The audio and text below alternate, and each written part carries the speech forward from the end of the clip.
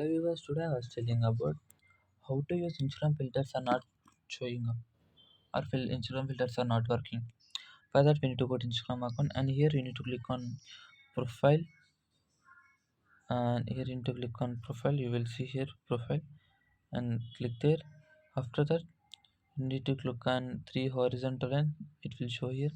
Click on that and here you need to go to settings and privacy and after that you need to go to you need to just scroll down. Here you will see the help. Click on that. After that wait for 6 seconds. It was scrolling. You need to report a problem as report a problem in, include and continue. If you have a screenshot of insta like filters are not working means take a screenshot that and put a or upload a photo here. It will show the photos here. After that here you need to type your problem and you need to give your Instagram ID and which mail was connected to your Instagram ID or which contact number was connected to your ID.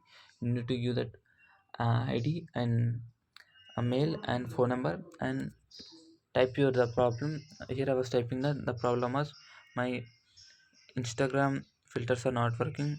Instagram filters filters are not working.